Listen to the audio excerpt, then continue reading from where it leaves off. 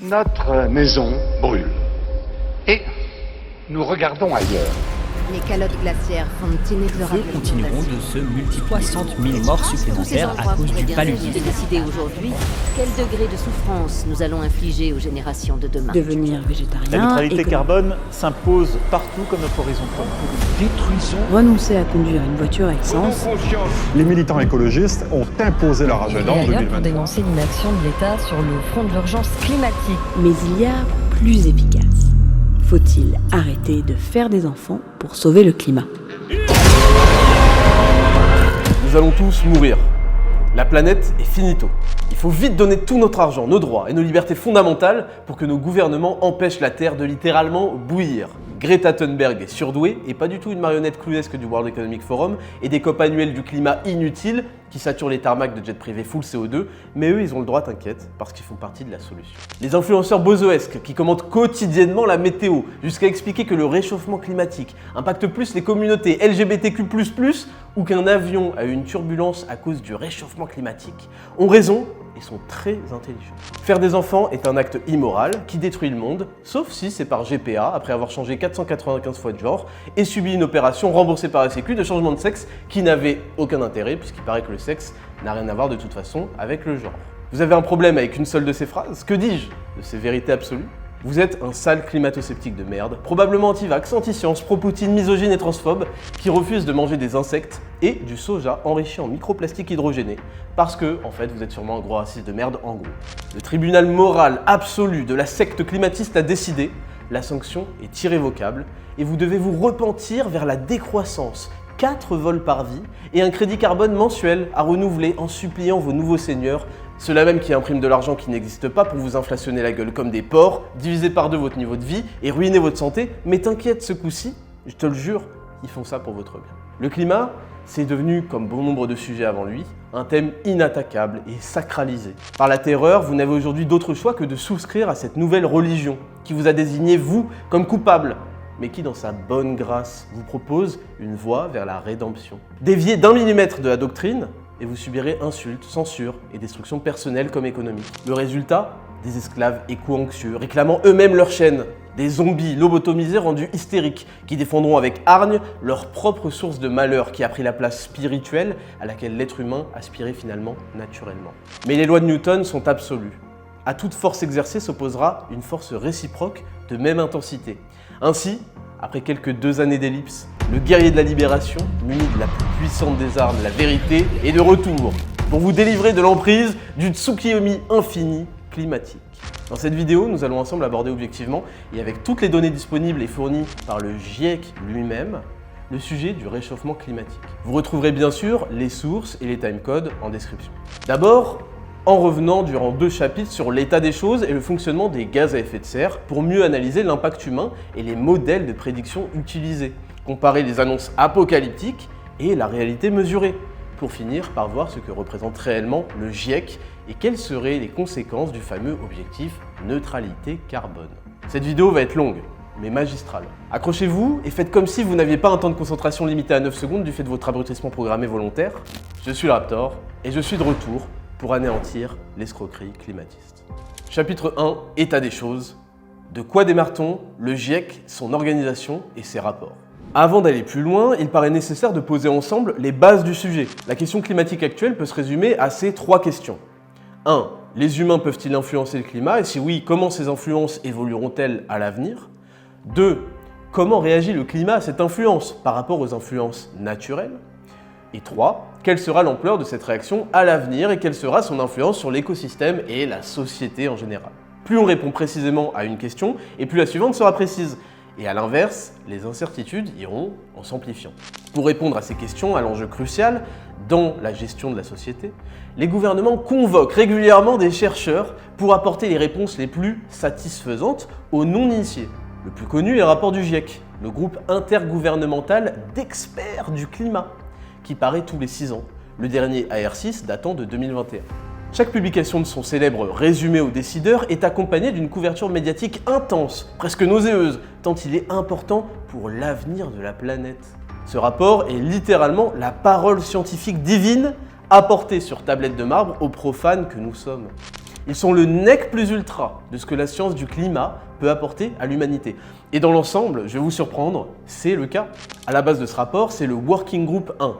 Il traite des aspects physiques du climat, de son évolution récente et de la façon dont il réagit aux influences humaines et naturelles. À partir de ces évaluations, d'autres working groups prennent la relève pour essayer de prédire et de décrire l'impact à venir des changements climatiques et la réaction de la société. Vient enfin le fameux résumé à l'intention des décideurs qui se veut être une synthèse du tout. Comme le climat est une science à la fois très vivante et très vaste, dont nous ignorons beaucoup de phénomènes, les rapports utiliseront un vocabulaire basé sur le niveau de confiance, de très faible à très grand. Partie 2, les anomalies de température depuis 1850. Pour définir ce qu'est le climat, il faut dézoomer progressivement. On a d'abord la météo, la variation quotidienne du temps qu'il fait. On ne peut rien conclure de la météo car elle présente d'énormes variations en très peu de temps. Ensuite, on a la météo moyenne d'année en année. Mais là encore, le recul n'est pas suffisant pour tirer une quelconque conclusion. Non, pour observer une véritable tendance, on doit reculer à une décennie au minimum, 3 décennies dans l'idéal. C'est le climat, la moyenne de plusieurs décennies de météo. Donc rien qu'à partir de ça, tous les bozos qui commentent en permanence la météo d'une année sur l'autre pour nous rabâcher les oreilles sur le changement climatique sont des forceurs, pour ne pas dire des escrocs. Le climat est bien sûr régional, c'est-à-dire qu'il va dépendre d'un endroit à l'autre en fonction de la latitude, de l'altitude, de la proximité avec la mer, etc. Mais on peut malgré tout déceler des tendances globales, notamment par la mesure de l'élément clé, la température moyenne de la surface de la planète. En français, le terme anomalie est péjoratif, il symbolise une chose qui s'écarte de la norme, quelque chose d'anormal. Mais en physique, le terme anomalie symbolise simplement l'écart entre une valeur mesurée et une valeur de référence. Pour constater les variations de température, il faut d'abord les mesurer. Aujourd'hui, cela se fait par satellite, puis on utilise donc un graphique des anomalies moyennes des températures pour observer les tendances globales. Ici, on observe par exemple une hausse d'environ 1,1 degré depuis 1900. Mais si on veut être plus précis, on peut également distinguer plusieurs périodes d'évolution distinctes. Plus 0,2 degrés par décennie entre 1980 et 2020, moins 0,05 degrés par décennie entre 1940 et 1980, et plus 0,17 degrés par décennie entre 1910 et 1940. On considère que les influences humaines étaient très réduites, voire négligeables, jusqu'en 1950. Les variations avant 1950 montrent que d'autres phénomènes ont dû intervenir, et même de façon dominante.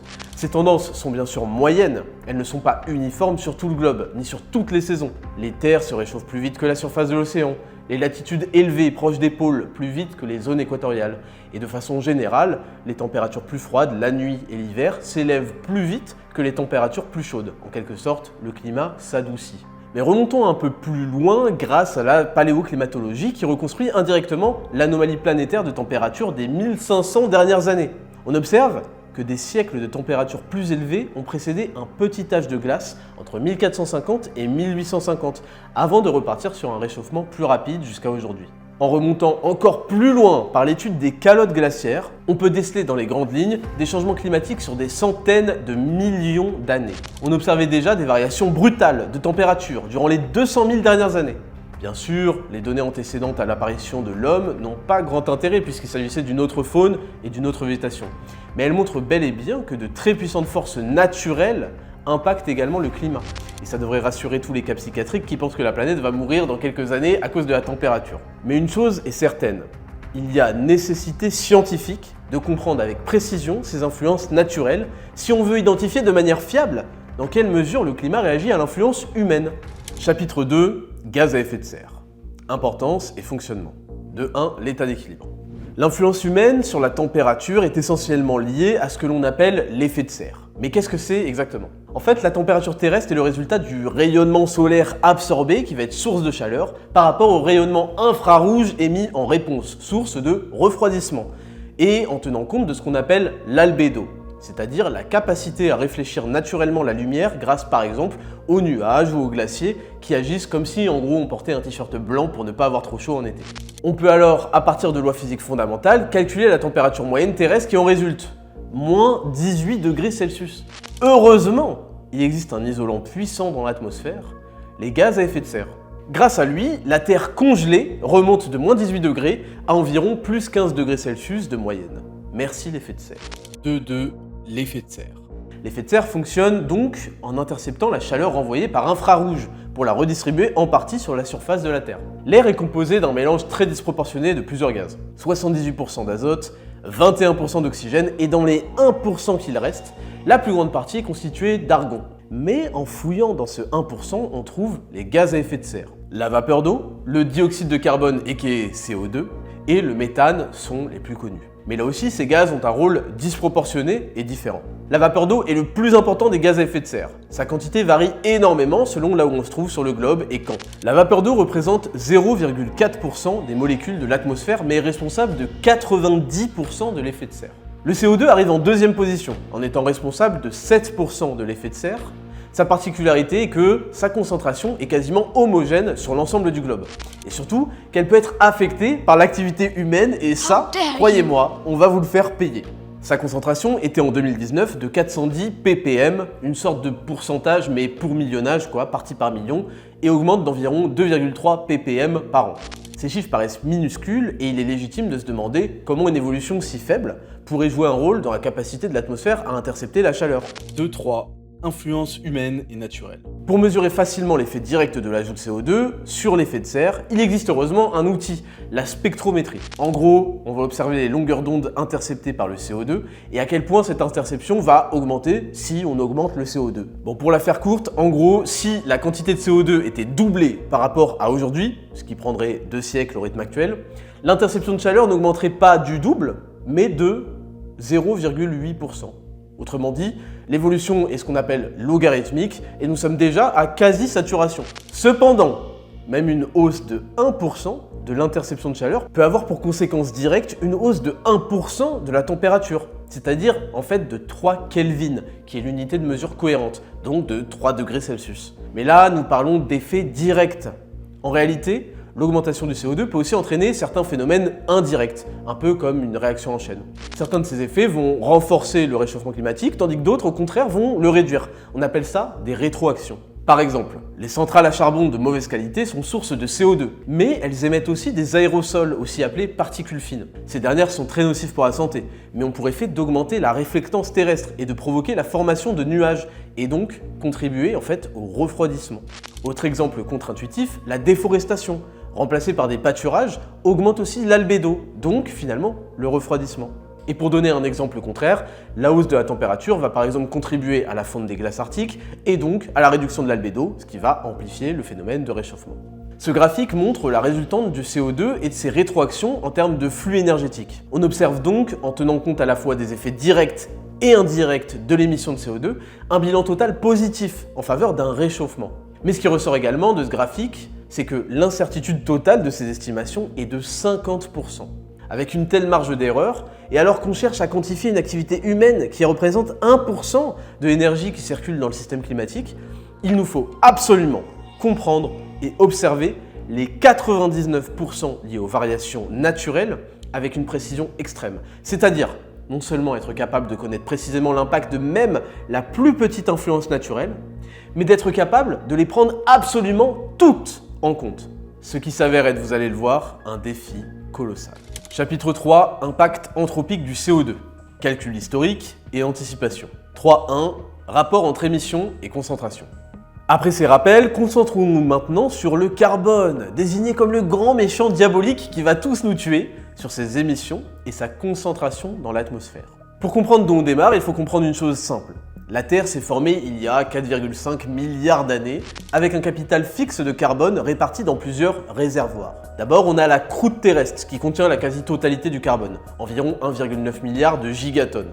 Ensuite, ce sont les océans, avec 40 000 gigatonnes. Puis, les combustibles fossiles, enfouis dans le sous-sol, entre 5 000 et 10 000 gigatonnes. Enfin, le sol et les êtres vivants, avec 2100 gigatonnes, et l'atmosphère qui regroupe 850 gigatonnes sous forme de CO2.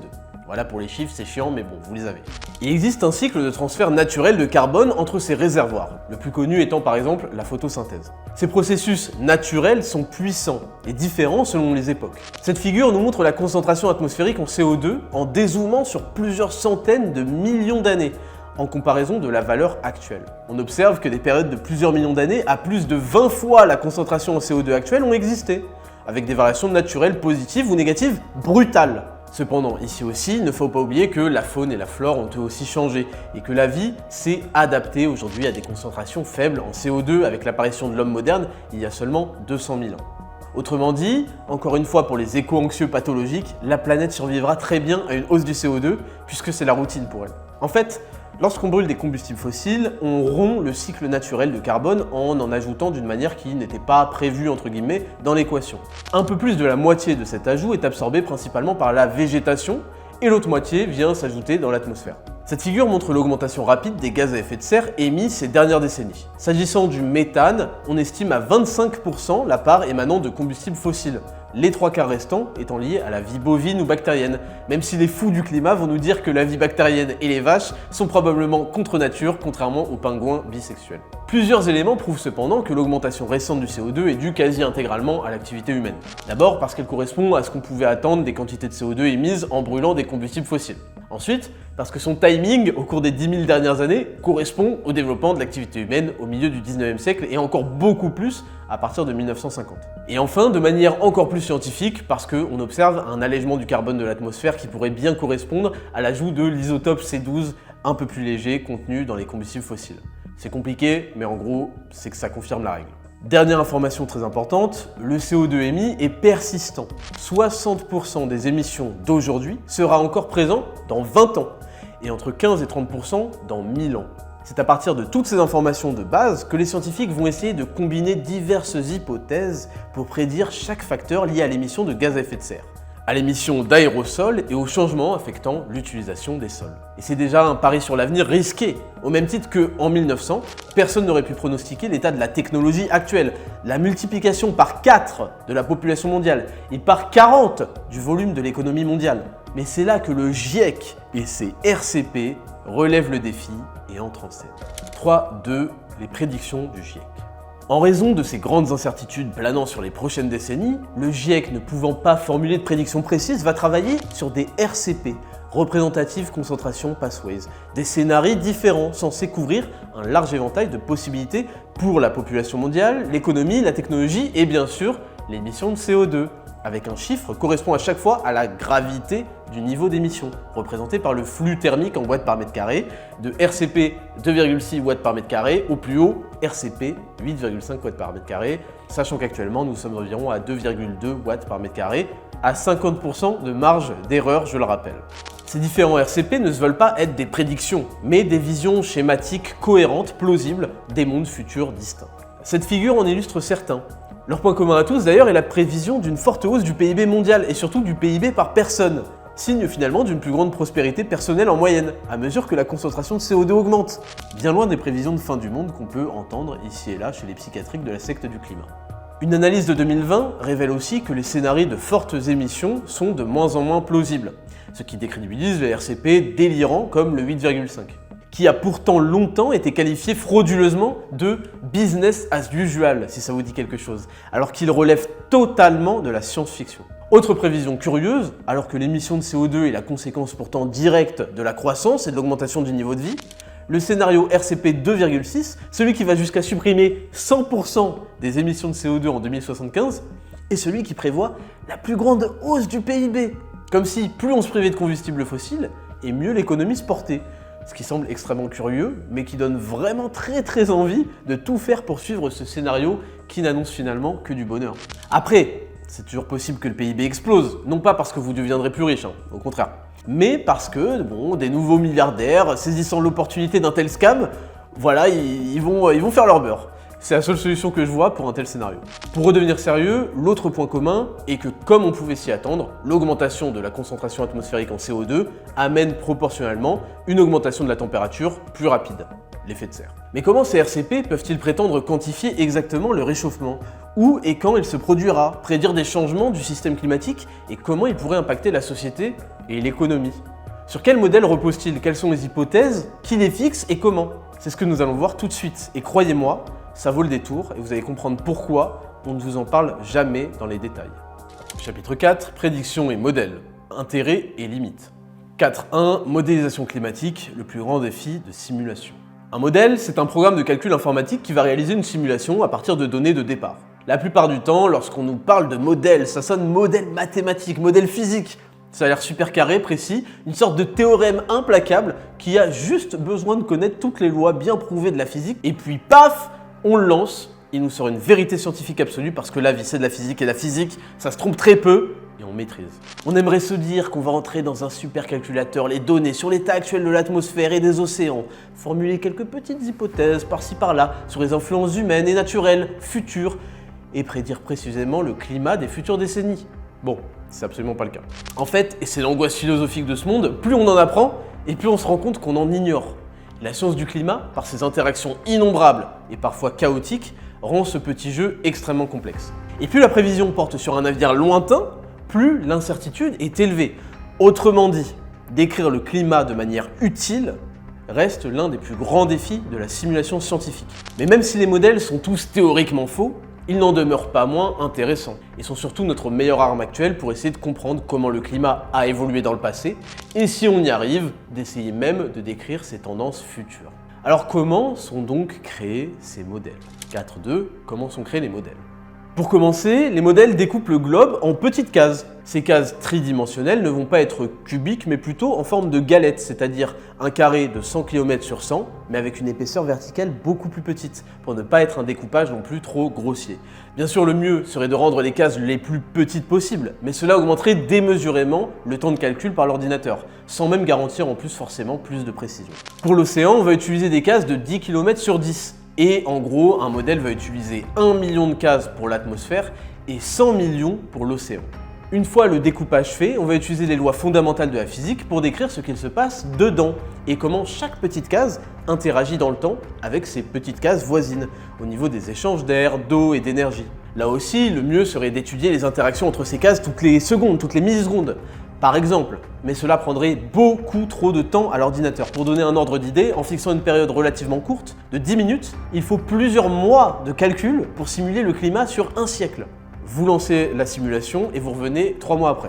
Enfin, ce temps de calcul va également dépendre de la richesse de la description de ce qu'il se passe dans chaque case et des interactions, c'est-à-dire leur physique. Les chercheurs vont donc faire des arbitrages entre ces différents facteurs pour obtenir à la fois un résultat qui colle le plus à la réalité possible et qui ne met pas non plus 15 000 ans à sortir. En gros, c'est comme si vous bossiez dans un poste de sécurité, il va falloir choisir entre ne pas quitter des yeux pendant toute la nuit les caméras de surveillance ou revenir checker de temps en temps pour voir si tout est ok. Savoir combien de caméras vous allez mettre et dans combien d'angles différents pour être sûr de couvrir tout le terrain, mais pas trop non plus pour avoir tous les écrans dans votre champ de vision. Et savoir après si vous allez mettre vos caméras en HD, quitte à ce que le réseau soit saturé rapidement, ou en 360p, mais au moins vous avez encore de la connexion pour aller sur TikTok. Vous l'aurez compris, la modélisation de départ est extrêmement complexe. Contrairement à ce que prétendent les bozos multiclownesses qui viennent nous expliquer que les modèles c'est de la physique pure.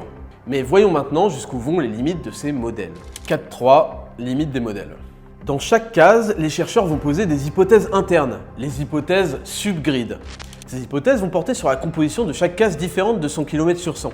Peut-être il y a un moment T des montagnes dans cette case, de l'orage, des nuages. Et quelles sont les implications sur la physique de la case à ce moment T. Mais si les chercheurs vont se fonder sur des lois fondamentales de la physique et sur l'observation de phénomènes météorologiques pour fixer leurs hypothèses, ils vont aussi, et dans une mesure considérable, fixer leurs propres hypothèses. C'est pour cela que les résultats d'un modèle peuvent varier énormément selon les hypothèses fixées. Cela peut sembler être un détail de chipotage, mais pas du tout.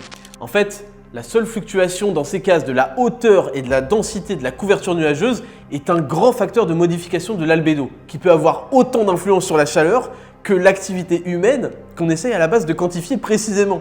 Autre problème, avec ces hypothèses subgrid, c'est que pour les altitudes inférieures à 10 km, les zones de turbulence météorologique sont très fréquentes, en particulier dans les régions tropicales, avec des flux verticaux d'énergie plus de 30 fois supérieurs aux influences humaines qu'on souhaite, je le rappelle, mesurer précisément. Et sur des zones beaucoup plus petites que les 100 km sur 100 de chaque case. Ces hypothèses subgrid posent donc déjà un gros problème, qui pourrait être réduit en diminuant grandement la taille des cases, mais une simulation de 2 mois prendrait alors plus d'1 siècle. On va pas lancer un ordinateur et revenir au bout d'1 siècle. Ensuite, il faut initialiser le modèle, en spécifiant l'état initial de l'océan et de l'atmosphère au début du processus de calcul. Cette initialisation requiert, vous l'imaginez, énormément de détails sur la température, l'humidité, les vents, la salinité marine, les courants, etc. Et tout ça dans chacune des 101 millions de cases dont on vient juste de voir les limites du fonctionnement interne. Le problème, c'est que même avec nos systèmes d'observation sophistiqués actuels, nous ne disposons tout simplement pas de ces détails. L'initialisation doit donc uniquement se faire dans les grandes lignes. Armé de tout ça, On peut enfin lancer notre modèle. Il sera jugé dans un premier temps sur sa capacité à retracer le passé correctement. Et si c'est le cas, on lui fera confiance pour l'avenir, n'est-ce pas? Bon, c'est là que la science devient en gros un TP de chimie de seconde où tu changes les points de la courbe en cachette pour avoir bon. Sans surprise, notre modèle ne va pas correctement retracer le passé. Ce qui est normal, puisqu'on ne comprend pas physiquement tout ce qu'il s'est passé et qu'on pose bon nombre d'hypothèses sur tout un tas de paramètres à toutes les étapes de notre modèle. Mais pas de panique. Pas de panique, c'est l'heure du réglage. Le réglage, c'est en gros modifier toutes nos hypothèses pour que la courbe colle un peu mieux au passé, tout en s'assurant bien sûr, faut pas déconner, que ce qu'on sait de la physique basique soit quand même respecté. Faut pas abuser.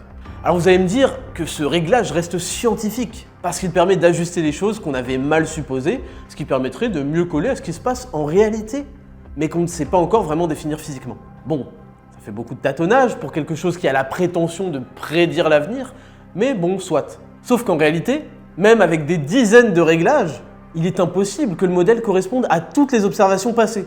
Mais de toute façon, même si on bidouillait correctement les réglages pour retracer exactement le passé, ça resterait du bricolage, et on ne connaîtrait toujours pas avec exactitude les lois physiques qui vont s'appliquer à l'avenir. Et puis, bon, après ça c'est moi, mais ayons un peu les idées mal placées. Que se passerait-il si les réglages étaient réglés de telle sorte que, bon, ça c'est vraiment moi, soyons pas naïfs, mais les résultats collent à exactement ce qu'on aimerait obtenir. Par exemple, vraiment, c'est un exemple de merde, hein, moi je dis ça, pour coller à un narratif bizarre qui serait dans notre intérêt, la propagande climatiste. On commence quand même à accumuler beaucoup d'incertitudes et d'imprécisions pour, je le rappelle encore une fois, essayer de prédire les effets d'une influence humaine qui représente 1% des flux énergétiques qui circulent dans le système climatique qu'on essaye tant bien que mal de modéliser. En regardant par exemple les détails de l'un des modèles climatiques les plus estimés produits par l'Institut Max Planck en Allemagne, Deutsche Qualitat, on s'aperçoit qu'ils avaient réglé un paramètre subgrid d'un facteur 10, parce que leur modèle ultra précis affichait en fait un réchauffement 2 fois supérieur aux données observées dans le passé. 10, ils ont multiplié par 10, voilà, pour que ça colle. Quand on en a multiplié la science par 10, pour que ça colle, normalement, on essaie de faire un minimum preuve d'humilité. Mais comme vous l'aurez remarqué, ce n'est pas exactement le point fort chez les scientistes du climat. 4, un large éventail de résultats. C'est donc, sans trop de surprise, que les différents modèles vont aboutir à un vaste champ de résultats aussi différents qu'on a eu d'hypothèses arbitraires différentes. Pour donner un ordre d'idée de cette différence, la température de surface moyenne obtenue par les modèles varie de 3 degrés Celsius, c'est-à-dire quand même 3 fois plus que la valeur observée au cours du dernier siècle. Valeurs qui sont censées, je le rappelle, décrire et expliquer.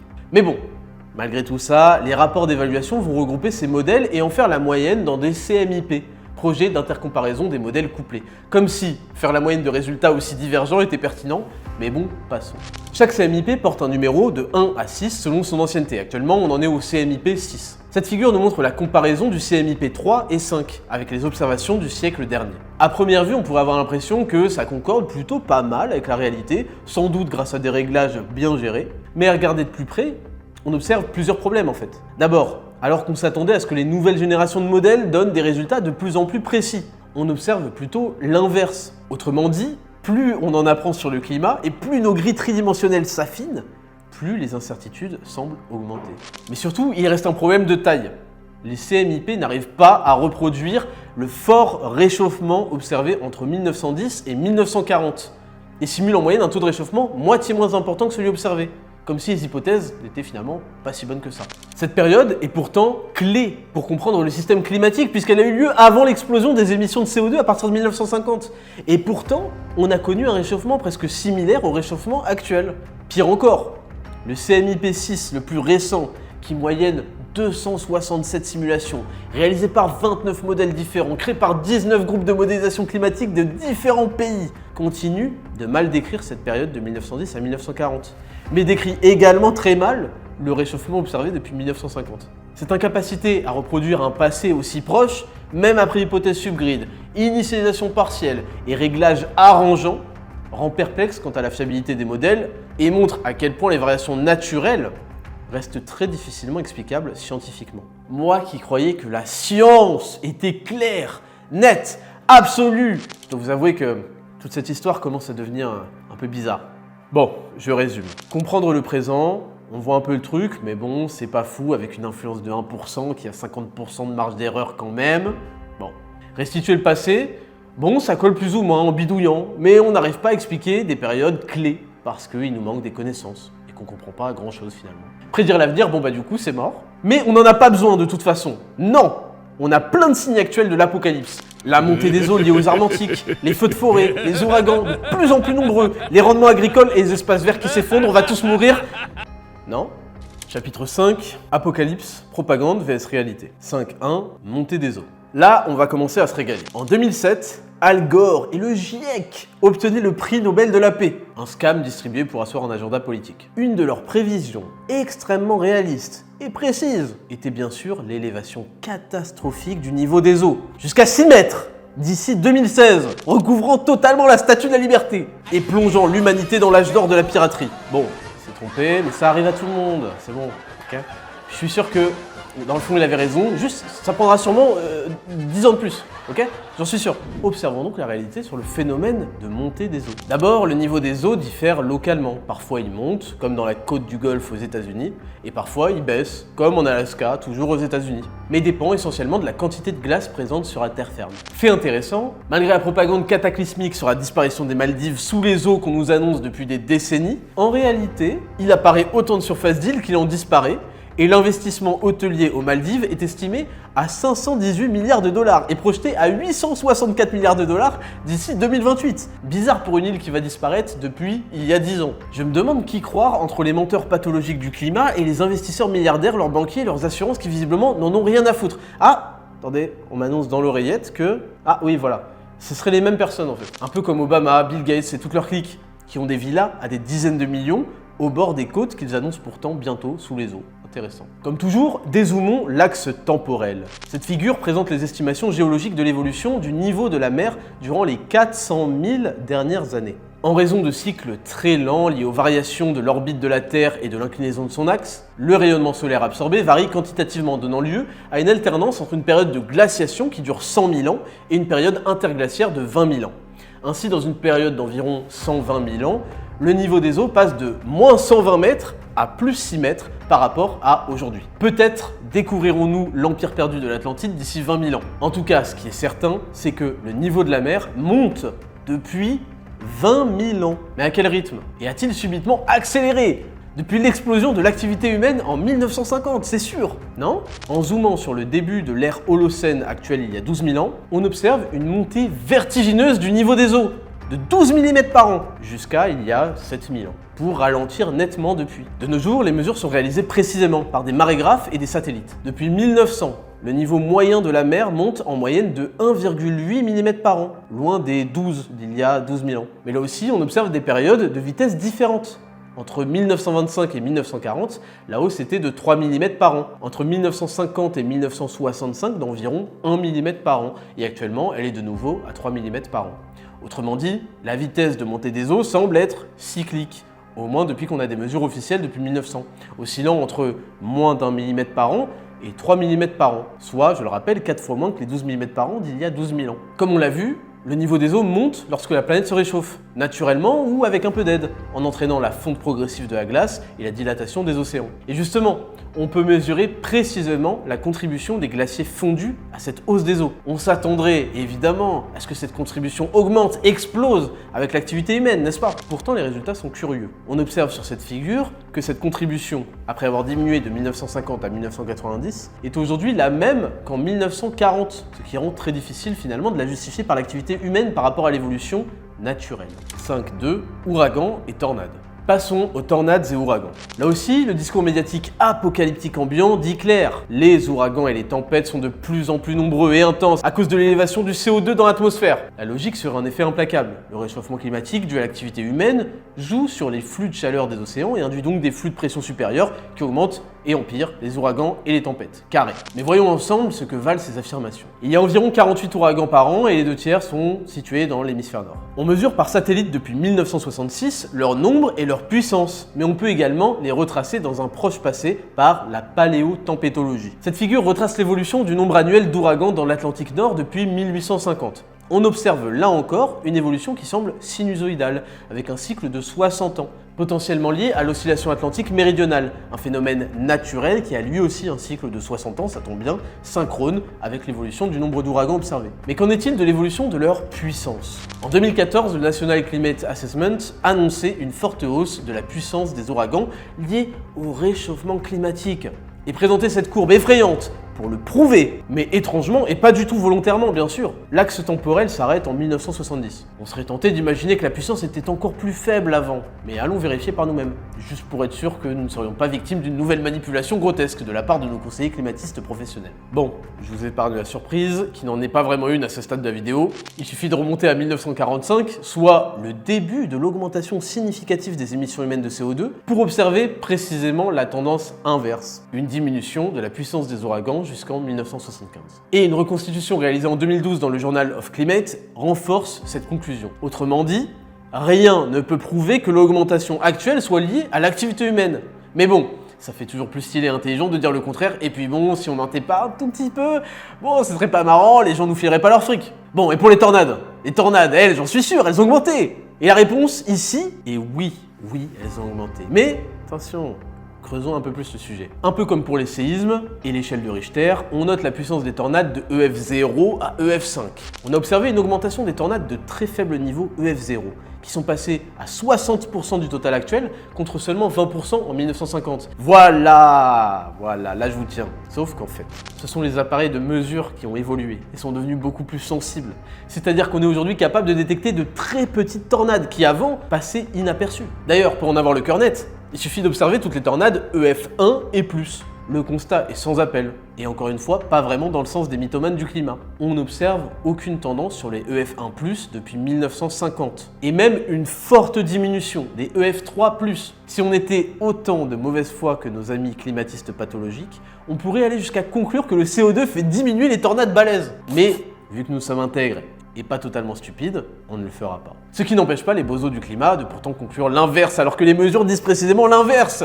Mais bon, on n'en est plus vraiment à ça, à ce stade de la vidéo, vous le reconnaîtrez. D'ailleurs, le nombre de victimes aux États-Unis liées aux ouragans et aux tornades a été divisé par 10 en un siècle. Comme quoi, émettre du CO2 n'a finalement pas que des mauvais côtés. 5.3, précipitations, inondations et feux de forêt. Parlons maintenant d'une autre apocalypse annoncée à grand renfort médiatique. Le réchauffement, qui est vraiment que la faute du CO2 et des méchants humains, intensifie le cycle hydrologique, ce qui va entraîner davantage de précipitations, donc d'inondations, et bon, au passage, va aussi faire exploser le nombre de feux de forêt. Ça, c'est cadeau. Commençons par les précipitations. En réalité, on a observé globalement une hausse de 0,2% par décennie entre 1901 et 1950, et depuis, aucune tendance. Ce qui ne semble pas confirmer la théorie des médias experts en tout, qui paraissait pourtant implacable. Cependant, l'analyse globale n'est pas forcément pertinente. Dans les faits, on observe en réalité une grande variation locale, avec les zones sèches qui deviennent un peu plus sèches, et les zones pluvieuses qui deviennent plus pluvieuses. Par exemple, le lieu le plus sec de la Terre est le désert d'Atacama au Chili, avec 0,6 mm de précipitations annuelles.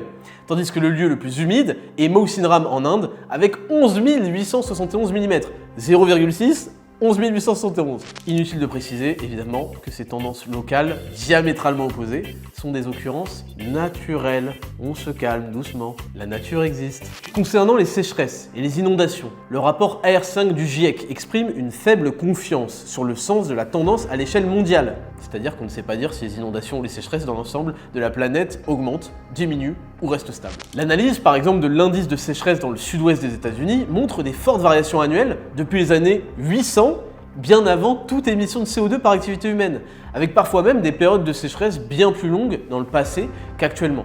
Là encore, on observe sur cette figure une diminution spectaculaire du taux de mortalité lié aux sécheresses et aux inondations. Enfin, penchons-nous sur l'évolution des feux de forêt et ses chiffres réels. Il est vrai que de manière locale, une augmentation de la température cumulée à une baisse des précipitations va favoriser les incendies. Mais en réalité, la superficie des feux de forêt a diminué de 25% entre 1998 et 2015. Ce déclin d'ailleurs est aussi lié à l'activité humaine, mais sous un autre angle, avec notamment des méthodes différentes d'agriculture et l'arrêt progressif de l'écobuage, des feux volontaires pour nettoyer un terrain. On avait parlé dans la vidéo sur l'Amazonie, remplacés par les machines qui émettent du CO2. Le problème, c'est surtout que l'écrasante majorité des feux de forêt sont le fruit de pyromanes, de feux de camp ou de brûlage de débris. Aux États-Unis, cela représente par exemple 85% des feux de forêt. En Italie ou en Grèce, les pyromanes, à eux seuls, représentent plus de 50% des feux de forêt. Et en France, 40%. 5.4, espaces verts et rendement agricole. Pour finir, parlons un peu des espaces verts et des rendements agricoles. En 2019, le New York Times titrait « Le changement climatique menace l'alimentation du monde, réduit les rendements et fait exploser les prix agricoles. » En 2022, Le Point, grand journal, ajoutait « L'alimentation aussi sous la menace des désastres climatiques. » L'augmentation atmosphérique de la concentration de CO2 est présentée comme un désastre agricole et forestier.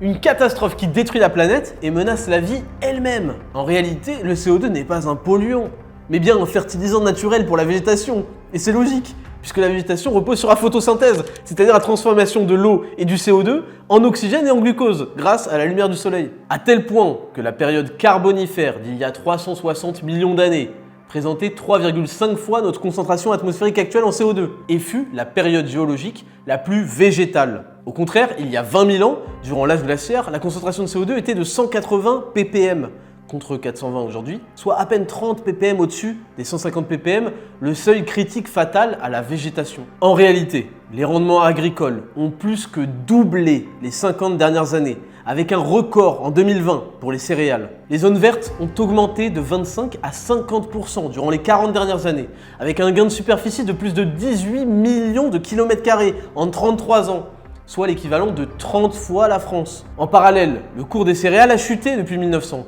Mais il est très difficile de prédire les fluctuations à venir. Et si quelqu'un en est capable, alors qu'il mise tout son putain d'argent en bourse, qu'on en finisse avec les spéculations. Et enfin, bien que la faim dans le monde ne soit pas prête d'être résolue, puisqu'elle concerne aujourd'hui encore 10% de la population, alors que nous produisons bien plus de calories que nécessaire pour combler les besoins de l'humanité, sachant qu'un quart de la nourriture est gaspillée, et bien, malgré tout, la mortalité liée à la famine a été divisée par 20 en un siècle. Finalement, la seule donnée de baisse de rendement a été émise par le GIEC, qui considère qu'au lieu d'une augmentation de 104% du rendement de blé, par exemple, on a seulement eu une augmentation de 100%. Oh là là! Ce qui est une analyse en plus prétentieuse et bien compliquée, qui se repose elle-même sur des modèles suspects qu'on a vus juste avant. Donc je résume. La montée des eaux, c'est le cas depuis 12 000 ans. C'était 4 fois plus rapide jusqu'à il y a 7 000 ans. Et aujourd'hui, c'est sinusoïdal. Les ouragans et les tempêtes, RAS, pareil pour les sécheresses, inondations et feux de forêt, et la végétation a augmenté de la taille d'un 6e continent grâce au CO2. Cette histoire qui était déjà bizarre commence carrément à devenir exaspérante. Mais pourquoi et comment les informations annoncées peuvent-elles être aussi manipulées, détournées, voire carrément fausses? Alors qu'il paraît que la science est claire, je sais pas quoi, et que les scientifiques sont tous d'accord. Nous arrivons au dénouement de cette enquête. Il est temps d'étudier le fonctionnement interne du GIEC. Et là encore, prenez un peu de sel, de sucre et d'acides aminés essentiels pour tenir le coup, parce que l'hypoglycémie risque de vous fracasser le cerveau. Chapitre 6. Comment la science a été détournée. 6.1. Les filtres successifs du GIEC, du rapport original au résumé pour les décideurs. Le rapport du GIEC, c'est plusieurs milliers de pages super compliquées où des centaines de scientifiques de dizaines de pays différents vont tenter d'analyser et de synthétiser plus de 14 000 articles et études scientifiques. En clair, à moins d'être vraiment très intéressé par le sujet et compétent intellectuellement pour encaisser 4000 pages d'analyse physique, personne qui a des choses à faire dans la vie ne va jamais prendre le temps de les lire. Mais heureusement, le GIEC nous propose un résumé à l'intention des décideurs de 36 pages, qui en gros est censé contenir ce qu'il faut retenir de toutes ces analyses. Évidemment, 4000 pages chiantes de geeks, de merde, contre 36 pages compréhensibles, bon bah c'est normal qu'on se base sur ce résumé dans tous les discours médiatiques et politiques, normal. Mais quelle est la valeur de ce résumé? Pour répondre à cette question, on va analyser chaque étape entre la rédaction du tout premier rapport long et chiant, jusqu'à arriver à ces 36 pages clés en main pour les benets que nous sommes, enfin surtout vous plus que moi. D'abord, le GIEC, groupe intergouvernemental, et le gouvernement américain affirment férocement que leurs rapports d'évaluation sont dignes de foi, car soumis à une révision rigoureuse avant publication. Parlons donc un peu de ce fameux processus de révision. Comme je vous le disais, les rapports vont d'abord s'appuyer sur une sélection de milliers d'articles scientifiques, qui, pour être publiés, ont été révisés par des pairs, peer-reviewed. C'est une méthode scientifique classique, qui permettent dans l'ensemble de repérer s'il y a des erreurs sérieuses dans l'étude et d'améliorer sa présentation, mais qui, selon les scientifiques eux-mêmes, est loin d'être parfaite, puisqu'elle ne garantit en aucune manière l'exactitude de ce qui est publié, et peut être en plus influencée par des biais personnels ou des conflits d'intérêts. Il existe de très nombreux exemples d'articles scientifiques bourrés de conflits d'intérêts, recherches erronées et aux conclusions frauduleuses, qui ont malgré tout été publiés, y compris dans des revues réputées, et cela a été démontré. Inutile de vous rappeler le Lancet Gate et le scam gigantesque du Rhume 19, qui en est un exemple parmi tant d'autres malheureusement. Pour corriger cela, et garantir que les articles sélectionnés soient scientifiquement exacts, des scientifiques du monde entier, comme Stephen Koonin, ont proposé la mise en place d'une Red Team, une équipe de scientifiques sans pitié, qui serait chargée de confronter l'étude en la reproduisant de manière indépendante. Ce qui permettrait de renforcer la robustesse et la crédibilité du rapport qui synthétiserait uniquement les articles ayant passé le test. Cette méthode ultra carrée est utilisée dans tous les domaines sérieux, à conséquences importantes. Par exemple en aéronautique, dans le spatial ou même dans les services de renseignement. Mais visiblement, le climat ne fait pas partie suffisamment de ces domaines sérieux à conséquences importantes. Bien qu'on nous explique l'exact contraire, puisque toutes les propositions de Red Team ont été rejetées. Bizarre, mais pas tellement, lorsqu'on analyse la façon dont sont sélectionnés les articles scientifiques servant au rapport préliminaire. En fait, les hauts fonctionnaires des agences scientifiques et environnementales vont nommer et choisir eux-mêmes les auteurs scientifiques sur lesquels leur rapport va se baser, ce qui implique que d'autres auteurs ou articles, pourtant eux aussi peer-reviewed, seront écartés. Et ces auteurs sélectionnés ne sont en réalité pas soumis aux contraintes liées au conflit d'intérêts. Ce qui ne veut pas dire que tout ce qu'ils puissent publier est faux, mais qu'un auteur peut à la fois travailler pour une entreprise de combustibles fossiles ou au contraire pour une ONG climatiste et servir de base à la rédaction de ce rapport. Ceci constitue déjà un premier problème d'objectivité. Mais c'est rien, vous allez voir. Ensuite, un groupe de nombreux experts du monde entier se propose volontairement de réviser le texte préliminaire. Mais contrairement à la méthode du peer review, leurs remarques ici n'auront aucune valeur. Il n'y a pas d'arbitre ou de tiers parti pour juger qui a raison ou qui a tort. Non, l'auteur principal peut décider de rejeter toute critique sans aucun motif. C'est lui le boss. Ça, c'est de la science scientifique qui scientise. Et enfin, et c'est là que la magie opère, c'est l'heure du résumé à l'intention des décideurs. En fait, les versions finales des rapports vont être soumises à l'approbation du gouvernement et du groupe intergouvernemental qu'est le GIEC. Autrement dit, le résumé n'est pas seulement à l'intention des décideurs, il est carrément sous l'influence des décideurs eux-mêmes. C'est un peu comme si tu te faisais ton propre cadeau de Noël, quoi. C'est un peu la loose, mais au moins t'es pas déçu. Est-ce que c'est pas impeccable ça? Je résume.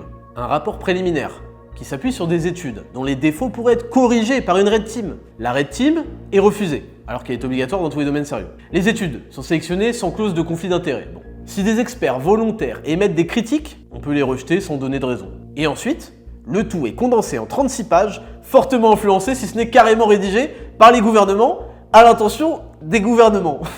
Putain, le processus est bien rodé, bien scientifique, bien consensus à 97%. Et justement, parlons un peu de ce consensus. 6.2, censure et pression politique, économique, personnelle. Vous avez probablement entendu qu'il y avait consensus sur la question climatique, jusqu'à 97% des scientifiques, tous d'accord sur tout. Bon. D'abord, l'étude à l'origine de ce 97% était un énième scam qui a été discrédité après coup par la communauté scientifique et qui ne spécifiait même pas d'ailleurs sur quoi portait le dit consensus. Sur le fait que le climat change, oui, tout le monde le sait, c'est pas nouveau. Sur le fait que le CO2 est un gaz à effet de serre et que l'activité humaine émet du CO2, oui, on est tous d'accord. Mais sur tout le reste, que ce soit l'attribution précise des raisons naturelles ou anthropiques, la pertinence des modèles ou encore l'apocalypse annoncée qui ne correspond à rien aux observations, on peut pas y avoir consensus. Et ne parlons même pas des solutions gigamerdiques qu'on va aborder juste après. Non, c'est une farce. Les stratégies de manipulation de l'information sont nombreuses dans les médias et suivent un schéma classique qui se répète sur bien d'autres thèmes différents du climat. La censure est comme toujours un pilier majeur qui repose sur un jeu pervers d'intérêts croisés d'acteurs de différentes catégories. Les gouvernements et les politiques qui en tirent plus de contrôle, plus de pouvoir et plus de taxes. Les médias corrompus et totalement fanatisés idéologiquement, qui doivent capitaliser sur le fait d'être relevant, pertinent, et cela tous les jours, plusieurs fois par jour, et qui avaient le choix entre dire des choses vraies, complexes et chiantes aux spectateurs, ou plutôt dire de la merde qui fait le buzz parce que c'est bien plus efficace. Au passage, ils pourront se positionner du côté des gentils, qui aiment le climat, de la nature et les arbres, et en tirer quelques bons points moraux, des subventions et autres crédits ESG bien utiles, vu que leur incompétence cumulée d'année en année les a conduits au flop d'Audimat et donc au flop financier. Les influenceurs clownesques, qui eux aussi en tirent de la notoriété monnayable, sans prendre trop de risques, en se positionnant du côté de la propagande, dans l'espoir de capter l'attention d'un public composé de flippettes donneurs de leçons en tout genre, c'est-à-dire de gonzesses à problèmes familiaux sous anxiolytiques et de geeks qui espèrent baiser en adoptant les mêmes idées que les meufs, au profil psychiatrique calamiteux. Drôle de stratégie. Un public de lâches qui se range par soumission dans le camp qui met les coups de pression, tout en se pensant très intelligent, très renseigné, bien loin des contes de complotistes qui n'ouvrent pas un seul livre et qui sont de toute façon des fachos anti-science. Les scientifiques eux-mêmes, qui en tirent un bénéfice sur leur carrière, leur financement, et qui éprouvent, il faut le dire, une ivresse du pouvoir qui confine à un certain sadisme, à l'idée de se dire que leurs conclusions peuvent influencer le monde et le contrôle des sociétés. Les entreprises, qui en suivant la tendance peuvent espérer tirer leur épingle du jeu, avec des subventions, des crédits ESG, du profit et un transfert de richesse par capitalisme de connivence.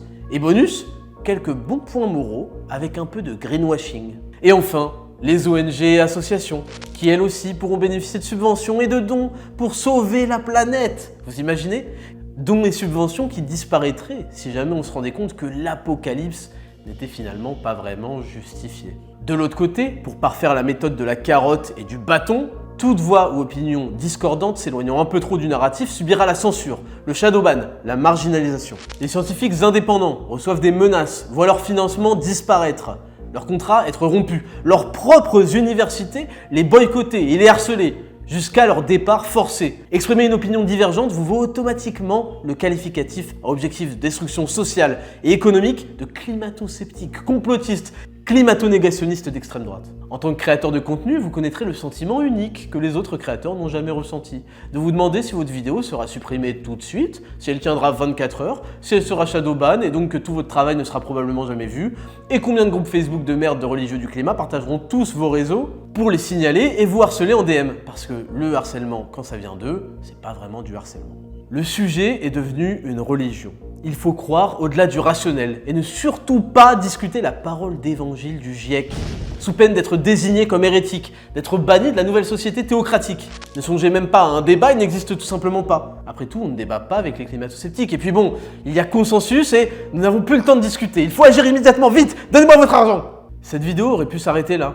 La supercherie catastrophiste ambiante du climat est dénoncée. Les trompeurs sont partis vicieusement d'une réalité observationnelle sur l'augmentation de la température globale que personne ne nie, pour embrayer d'un coup sur des interprétations et des conclusions peu précises et hautement discutables, puisqu'elles reposent sur un système climatique dont les inconnus naturels pourraient avoir autant d'effets que l'activité humaine que nous estimons avec 50% de marge d'erreur. À partir de là et fatalement, les modèles utilisés sont incomplets et très limités, fondés sur des hypothèses insuffisantes et des ajustements arbitraires, parfois carrément réglés pour réaliser la prophétie qu'on aimerait démontrer. Ils ne parviennent pas à restituer le passé, même très proche, et produisent un large éventail de résultats peu fiables, quand ils ne relèvent pas carrément de la science-fiction. Les apocalypses annoncées et médiatisées ad nauseam sont mensongères et contredites par les observations concrètes. Et tout cela découle d'un résumé à l'intention des décideurs qui a franchi plusieurs étapes jonchées d'opportunités de corrompre son objectivité et sa crédibilité. Nous pourrions nous arrêter là, mais pour en finir une fois pour toutes avec ces plaisanteries, il est venu l'heure de la dernière partie de cette vidéo masterclass.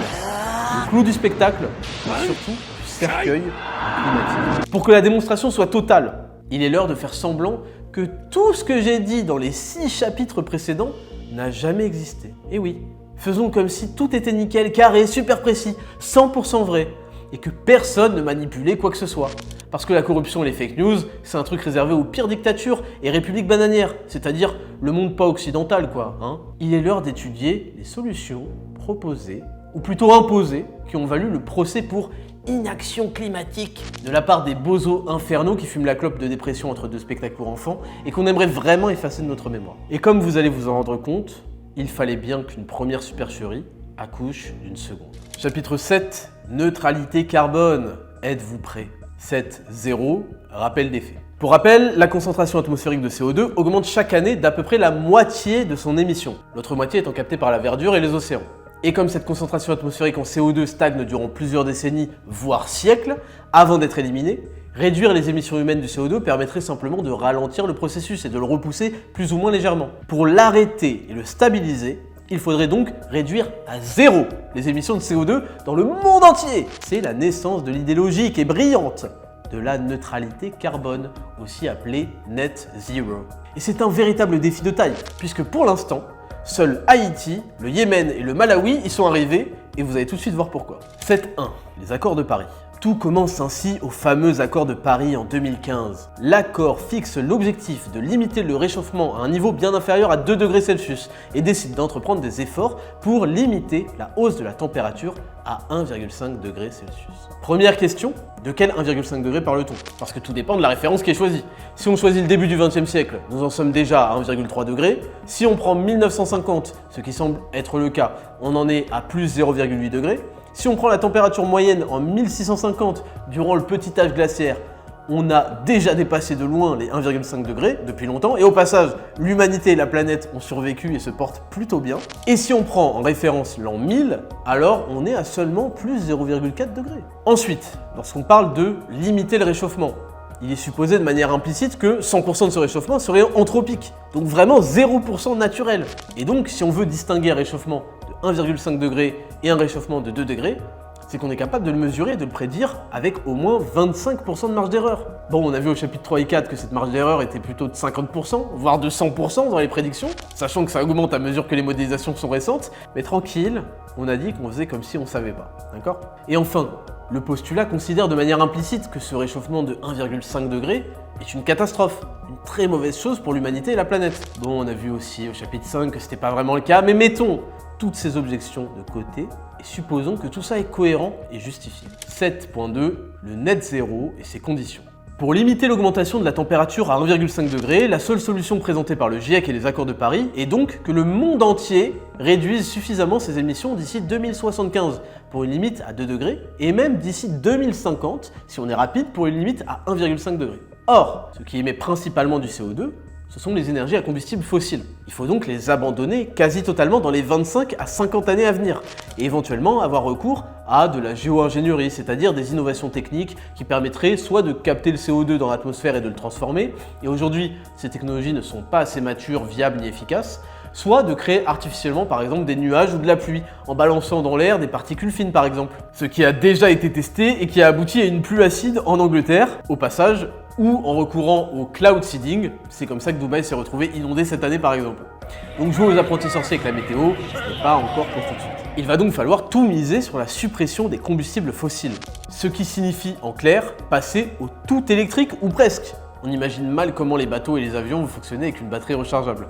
Sachant qu'aujourd'hui, en fait, seulement 22% de nos besoins sont électriques. Mais avant d'étudier ensemble les solutions nécessaires à un tel défi, il serait bon de se poser la question de sa pertinence. Peut-on se passer réellement des énergies fossiles? 7.3. Énergie, PIB, population. Le monodélire européen. L'énergie est indispensable aux sociétés développées et en développement. Il existe un rapport direct entre la consommation d'énergie et l'espérance de vie, la mortalité infantile et le PIB par habitant. Si dans les pays développés la demande d'énergie est élevée et augmente relativement lentement, les pays en développement vont eux consommer davantage d'énergie à mesure que leur économie se développe. Cette énergie est requise pour les infrastructures, l'activité industrielle, la production de nourriture, d'électricité, les moyens de transport, etc. Mais également pour améliorer les conditions sanitaires et réduire une mortalité infantile colossale comparée aux pays développés. Juste pour se rendre compte de l'importance de l'accès à l'énergie, la mortalité infantile des pays en développement est de 55 pour 1000, contre 5 pour 1000 dans les pays développés. Et un frigo américain, cette stat me fume, consomme 3 fois plus d'énergie qu'un Africain en moyenne. Ajoutons à cela qu'il n'y a que 1,3 milliard d'individus dans les pays développés de l'OCDE, ce qui veut dire qu'il reste 6,5 milliards d'individus dans des pays dits sous-développés ou en développement, et que la population mondiale va augmenter d'1 milliard d'ici 2050 pratiquement uniquement en dehors des pays développés. Ainsi,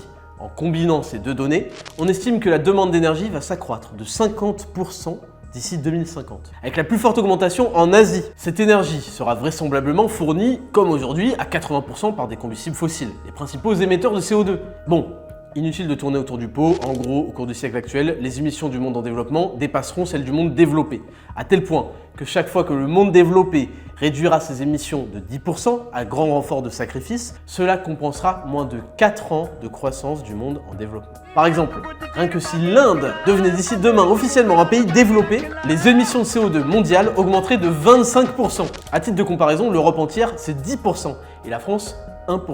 Et devinez qui sont les petits cucks qui ont pris l'engagement législatif sous peine d'amende d'une réduction nette de 100% de leurs émissions d'ici 2050. Indice, ce n'est ni l'Inde ni la Chine qui vont d'ailleurs hériter au passage de toute notre industrie délocalisée parce que punie d'exister, ce qui ne va faire que d'ailleurs déplacer le problème du CO2 et appauvrir l'Union européenne au passage, sans même parler de souveraineté. La Chine d'ailleurs émet déjà aujourd'hui davantage de CO2 que tous les pays de l'OCDE réunis. Et la Chine et l'Inde ont annoncé fermement qu'ils doubleront et tripleront respectivement leurs émissions de CO2 d'ici 2030, dans 5 ans, pour une construction massive de centrales à charbon notamment.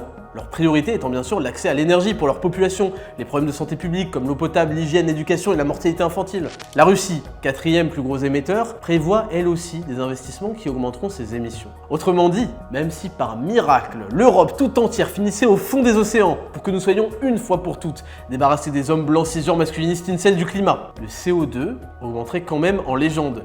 Et vous n'allez rien faire du tout parce qu'on a dans la balance d'un côté des gens qui crèvent et de l'autre des petits cucks climatistes avec des t-shirts Just Stop Oil qui se collent la main sur des autoroutes et taguent des œuvres d'art pluriséculaires et qui mériteraient une vidéo dédiée juste pour les clashs, mais là on n'a vraiment pas le temps pour ces bozos. La question est donc, pourquoi ces pays d'Asie très méchants du climat se tournent-ils vers des combustibles fossiles alors qu'il existe des énergies vertes qui émettent très peu de CO2 ? Réponse, tout de suite.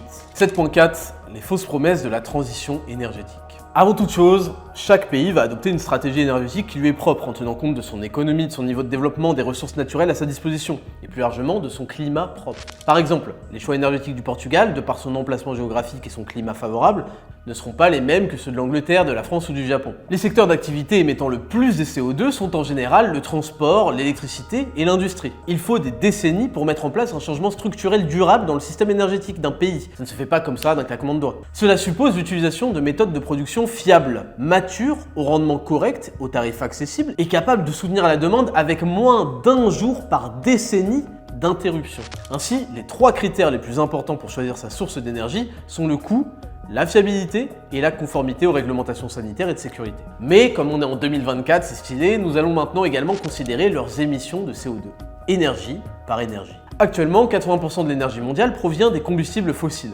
L'énergie issue du pétrole et du gaz émet du CO2, mais est surtout la moins chère, la plus répandue, la plus pratique et la plus abondante. Les réserves de pétrole connues sont de l'ordre de 1 120 000 millions de tonnes équivalent pétrole, soit un siècle de réserve. Malgré le fait qu'on découvre de nouveaux gisements chaque année, il est légitime cependant de s'intéresser à une future alternative efficace. L'énergie issue du charbon émet encore plus de CO2 et présente des problèmes environnementaux lorsqu'elle est extraite par raclement des sols comme en Allemagne, plutôt que dans des mines naturelles, mais son réel point fort c'est son coût et sa facilité, sa rapidité à être mise en place, ce qui en fait l'option de choix pour les pays en voie de développement en course contre la mortalité et la pauvreté. Contrairement à l'idéologie suicidaire portée par les gogos du climat type Extinction Rebellion, qui se prennent des balayettes à force de bloquer les gens qui ont eux un travail sur la 15 direction Cergy-Pontoise, c'est bien l'innovation et la croissance qui ont permis une utilisation 44% plus efficace des ressources entre 1965 et 2019. Autrement dit, faire des études d'ingénierie énergétique est, comme on pouvait s'en douter, plus utile qu'être un fils de pute qui collectionne les L1 de sciences sociales, ni scientifiques ni sociales,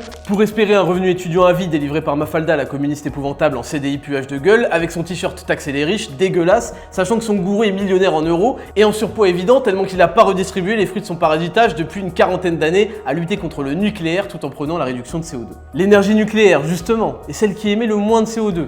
Elle est peu chère et idéale pour l'électricité. Seulement 440 centrales nucléaires fournissent 10% de l'énergie mondiale. Sachant que la France, lorsqu'elle était encore dirigée par des gens sérieux, a eu la très bonne idée de bourriner le nucléaire à 40% de son mix énergétique, ce qui la rend non seulement autonome, mais également le premier pays exportateur d'électricité en Union européenne. Son problème, c'est qu'il faut 20 ans pour mettre en place une centrale nucléaire et qu'en plus, l'électricité ne représente qu'un quart de l'énergie totale consommée. Les besoins de l'industrie, de l'agriculture et des transports étant majoritairement alimentés par des énergies combustibles. Face à ce constat, les scammers du climat se sont donc dit que la solution était de passer au tout électrique, provenant non pas des méchantes centrales nucléaires, mais des fameuses énergies vertes, qui produisent actuellement 4% de l'énergie mondiale, avec pour objectif en 2050 de passer de 4% à 80%. Voilà, ça semble très réaliste. Les énergies renouvelables, sur le papier, je suis d'accord, c'est très stylé. Utiliser la puissance du soleil et du vent pour se fournir en énergie, il y a un côté Pokémon et Avatar le maître de l'air, une sorte de technologie utopique d'un futur ultra avancé où l'humanité et les cyborgs vivent en harmonie avec la puissance des éléments. Bon, vous allez le voir, en fait c'est catastrophique et surtout pas encore mature, Comme les meufs que DM les streamers gauchistes à gueule de quarantenaire avant l'âge et à l'hygiène de vie épouvantable. Et je vais vous expliquer pourquoi. D'abord, les énergies éoliennes et solaires sont des énergies intermittentes par nature, c'est-à-dire qu'elles nécessitent respectivement du vent et du soleil pour fonctionner. Or, il y a un truc qui s'appelle les nuages, la nuit, les vents trop forts qui bloquent les éoliennes, oui, et en gros, le temps de merde qui font que ça marche comme on le voudrait, en moyenne, un quart du temps pour les éoliennes et un dixième du temps pour le solaire. Et vu qu'on ne peut pas stocker cette énergie, en gros, 3/4 du temps, voire 9/10 du temps, il faut un remplaçant Tchad qui peut prendre le relais à tout moment. Ce qui constitue donc déjà un double investissement. Sachant qu'en plus, ce remplaçant est en général des gigacentrales à charbon de porc qui émettent bien à fond du CO2. L'exemple de l'Allemagne est une disaster class du genre, un cas d'école qui clôt le débat définitivement. 300 milliards d'euros du contribuable dépensés pour couvrir son territoire de plus de 30 000 éoliennes et de millions de panneaux photovoltaïques pour pour le climat. Tout ça pour produire à peine un tiers de son électricité, soit à peine 8% en fait de son énergie finale. Tout ça en massacrant ses territoires et en finissant avec 13 fois plus de CO2 émis par unité d'énergie que la Tchad France et son parc nucléaire au rapport taille-épaule Tardiro-Toumiron. Ensuite, la production de ces énergies vertes entraîne une dette énergétique émettrice de CO2. Les panneaux solaires nécessitent 5 années de production pour rembourser cette dette, les éoliennes seulement 1 an. Mais elles sont beaucoup plus gourmandes en matériaux que les énergies classiques, puisqu'elles nécessitent des centaines de tonnes d'acier, de béton, de fibres de verre, de cuivre, de terres rares, extraites au détriment de l'environnement, à 60% en Chine. Le pays qui dit qu'il s'en battait les couilles du CO2, je le rappelle, et qui produit également 70% des panneaux solaires, renforçant encore un peu plus l'extrême dépendance des pays dits développés à la Chine, tout en pensant pouvoir ensuite lui mettre des coups de pression pour qu'elle cueille pour le climat, sur la base d'une science ultra douteuse comme on l'a vu lors des 6 chapitres précédents. En outre, la superficie nécessaire pour installer ces énergies intermittentes, appelée densité énergétique, est 150 à 500 fois plus grande que pour les combustibles fossiles ou nucléaires, ce qui signifie sur le terrain qu'il faut raser toute cette surface réservée normalement à l'agriculture ou aux forêts pour y implanter des champs de panneaux solaires ou d'éoliennes qui dégueulassent le paysage et le patrimoine sur des centaines de kilomètres carrés, tuent 8 oiseaux en moyenne par éolienne et perturbent la migration d'espèces entières. À titre d'exemple, pour reproduire une seule centrale nucléaire, il faudrait plus de 208 millions de panneaux solaires installés sur plus de 33 300 hectares, ou au moins 1142 éoliennes implantées sur 856 hectares. Et ça, c'est en prenant les chiffres optimistes, sachant encore une fois qu'il faudrait de toute façon une source d'énergie de backup pour les moments sans soleil ou sans vent. Dernier point, et pas des moindres, c'est que le prix du kilowattheure est quasiment proportionnel au pourcentage d'énergie intermittente utilisée dans la production d'électricité. Plus vous avez d'éoliennes et de solaire, plus vous payez votre énergie cher. Et puisque le coût et la disponibilité de l'énergie sont directement liés au niveau de développement d'un pays, c'est-à-dire que l'économie n'est rien d'autre que de l'énergie transformée, le chemin vers la tiers-mondisation déjà bien entamé ne pourra que s'accélérer. D'ailleurs, si ces scams étaient tellement efficaces, ils seraient totalement rentables et on n'aurait pas recours à des subventions colossales ponctionnées de nos impôts pour les imposer dans la funeste et coûteuse transition écologique dont le coût en France est estimé à 3 600 milliards d'euros, soit 215 000 euros par foyer de 4 personnes. Tout ça pour des résultats médiocres, une émission de CO2 boostée à l'image de l'Allemagne, une dépendance à la Chine renforcée, des hectares et des hectares de terrain salopés et un coût de la vie qui skyrocket, forçant toute notre industrie à délocaliser, tous nos artisans qui font notre fierté à fermer boutique et toute notre population, à part les bénéficiaires directs de ce transfert de richesse, à sombrer petit à petit dans la pauvreté. En d'autres termes, les énergies renouvelables sont pour l'instant encore un mirage idéologique, rempli de promesses impossibles à tenir au vu des technologies actuelles, et pourtant encouragées et forcées à grands coups de subventions volés aux contribuables, pour finir dans la poche d'entreprises, de lobbies, d'ONG, de politiques intéressés, prêts à sacrifier le monde pour un peu plus de pouvoir, de contrôle et d'argent. L'objectif du net zéro est l'obsession d'une Europe responsable de 10% des émissions mondiales, et pas du tout partagée par les puissances indiennes et chinoises de demain et d'aujourd'hui. Pire encore, la transition écologique scamesque, en plus d'être irréalisable, hors de prix et contre-productive sur le plan des émissions de CO2, confierait la majorité de notre souveraineté, déjà bien amenuisée, à la Chine, qui n'en a rien à branler du CO2, et qui d'un claquement de doigts pourrait nous faire tapiner à vie pour avoir le droit de produire de l'électricité, pas verte du tout, et beaucoup trop chère. Bref, Tout ce scam climatique ne repose déjà sur rien de fiable dans un premier temps, et victime d'une manipulation grotesque dans une orgie de conflits d'intérêts plus monumentaux qu'à l'époque du communisme 19, dans un deuxième temps. Ne concerne que les zombies occidentaux lobotomisés qui se dirigent tout seuls comme d'habitude à l'abattoir avec grand plaisir, dans un troisième temps, et les solutions proposées sont une escroquerie de plus. Et vous y croyez. Eh oui. Ou plutôt, après cette vidéo, vous y croyez. Conclusion. Cette vidéo arrive à son terme.